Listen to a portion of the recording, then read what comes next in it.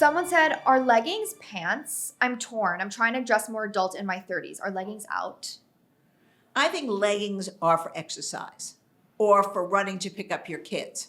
I don't think leggings look great when you go to a restaurant, unless you're wearing a very long sweater and high boots. You know, it's all about putting it together. Too.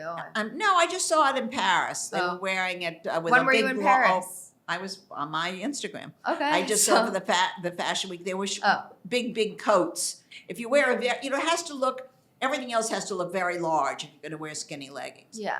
Not my favorite look on anybody. I think that if you're like running around the city from like a workout class to an errand to like lunch with your friends, if you match the rest of the outfit to be athleisure, so if you're like in sneakers and a trench and a hoodie and sunglasses and a baseball cap, Looks that's good. cute. Right. But like if you're wearing it with a cashmere sweater and boots, it looks weird. Okay. That's my thought. Not my greatest look. Yeah.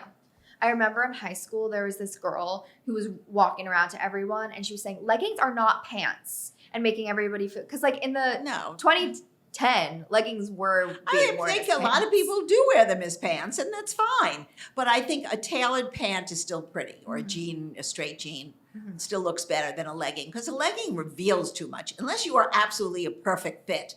Some of the bulges that come out in leggings aren't so pretty. Yeah, I tend to agree.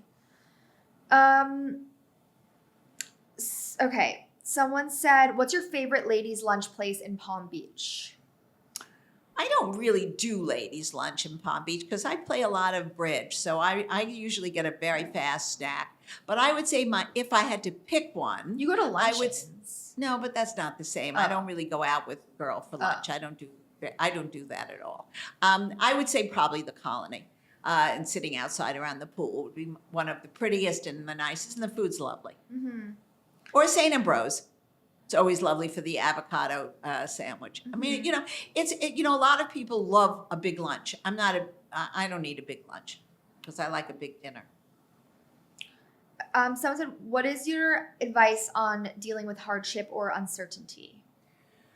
Dealing with hardship is hard, and everybody has it. Either sometimes relationship-wise, sometimes health-wise, sometimes financial, and you have to learn how to deal with it.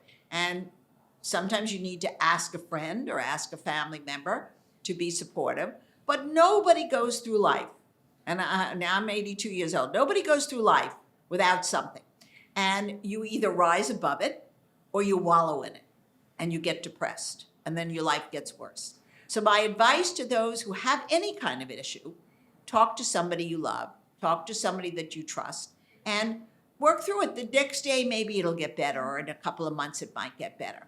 Nothing is awful forever, hopefully.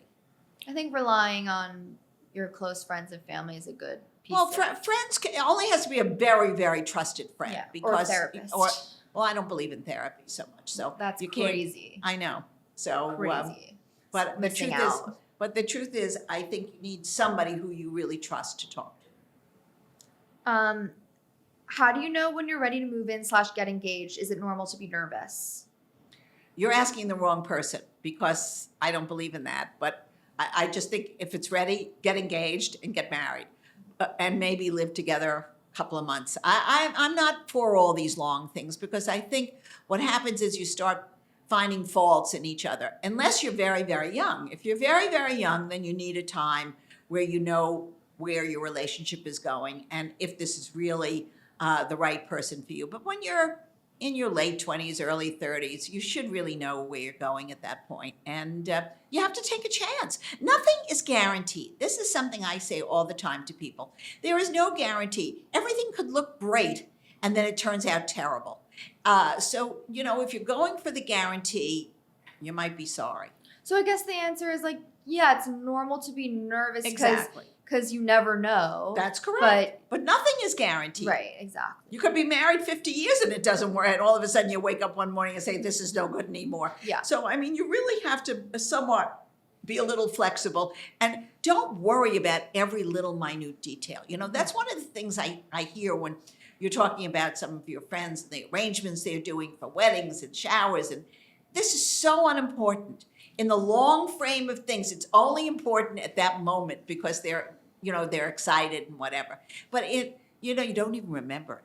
2 years down the road, you don't remember it.